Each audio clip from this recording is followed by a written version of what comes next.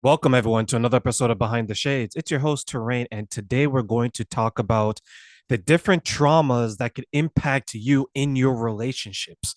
So, first and foremost, there's a lot, right? We can go from, let's say, anxiety, depression, sadness, even, right? You have frustration, and then you have the ones that are experience based, such as sexual trauma, physical trauma, verbal trauma, mental trauma, spiritual and financial trauma. But one thing that a lot of people seem to forget is that we take these traumas from our past into our new relationships and we don't know how they're going to show up. You can have trust issues of someone that you just met, that you're just in a relationship with because of what your ex has done. Don't fall into the trap of having your future partner pay for the sins of the past. We need to be very honest with ourselves and resolve these issues. But one thing I want to discuss is not necessarily those who are going through it directly, but those who are going through it indirectly. How many of us have dated someone who has trauma and they know that it's unresolved? They know they're not healed, but yet they continue to date and show up. And now their unresolved, unhealed trauma is impacting you. They pass on to your trauma to you.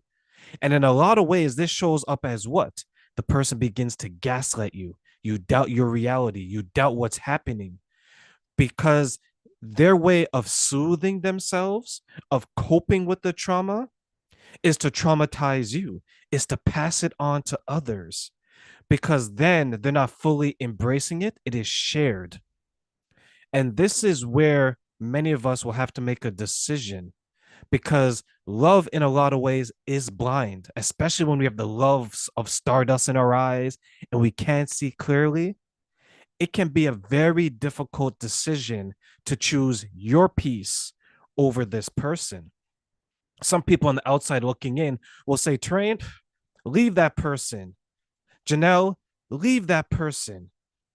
It's easy to say leave that person when you're not in it, when you don't have kids together, when you don't have a house together, when you haven't established a certain lifestyle, a home, a car, bank accounts.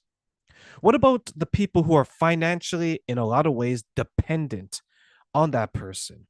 That person is the breadwinner. They make 66% of the household income. Now you've gotten accustomed to a certain lifestyle.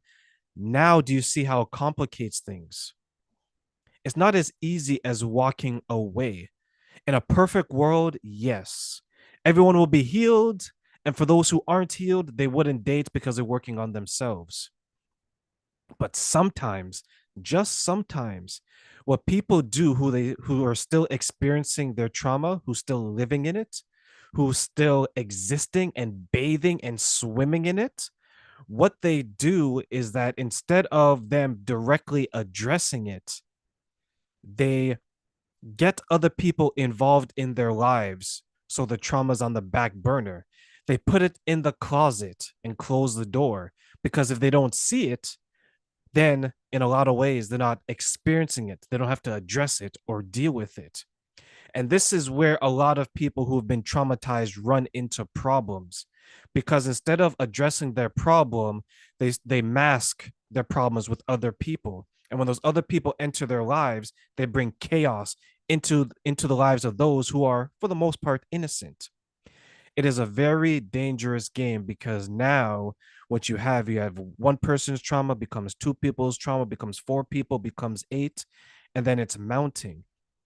Ladies and gentlemen, if you're traumatized and you're suffering from something, or if you had a bad breakup or bad friendship, take time for yourself. No relationships, no friends with benefits, nothing. You need to heal that because I get it. One of the simplest ways to heal your trauma temporarily is to have sex with someone. But don't get caught up in that either. Because now, instead of the trauma from your past, you have a trauma from your present, and that trauma is going to show up in your future.